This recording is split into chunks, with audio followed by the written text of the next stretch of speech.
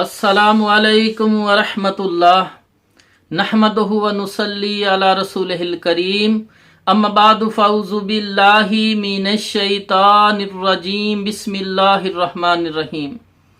मेरे दोस्तों, बुज़ुर्गों और मेरी बहनों, आज मैं आपको ये बताना चाहता हूँ, किसी ने सवाल किया है कि औरतों पर भी तरावी नमाज लाजम है।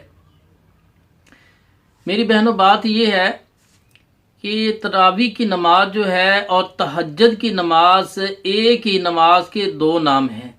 रमज़ानुल मुबारक के अंदर जमात से हम नमाज पढ़ेंगे, नमाज तहज्जुद को जमात के साथ पढ़ेंगे, इसको तरावी कहा जाता है। अकेले अकेले पढ़ेंगे रमज़ानुल मुबारक के अलावा तो उसको तहज्जुद की नमाज कहा गया।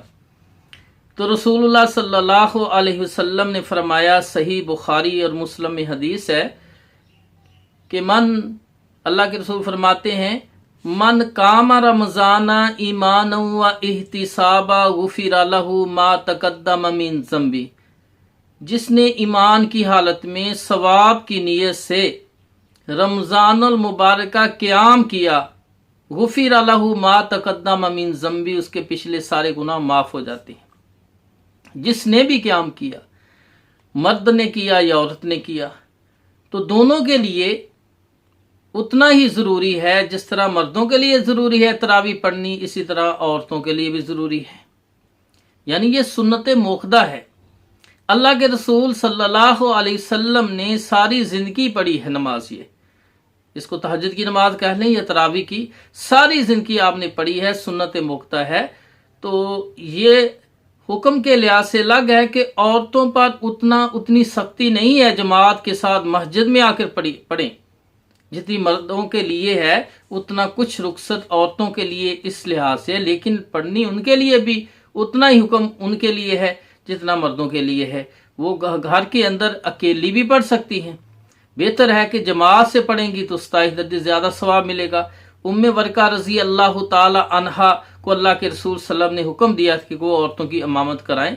सही हदीस में पहले भी वीडियो में मैं ये तसल्ली से और तफसील से बयान कर चुका हूँ कि औरतें भी जमात करा सकती हैं, सबके दरमियान में खड़ी होकर, और घरों में अलग से इंतज़ाम भी कर सकती हैं। किसी मर्द का पर्दे के पीछे वो नमाज तरावी जमात के साथ पढ़ सकती हैं, क्योंकि औरतों को भी जन्नत चाहिए।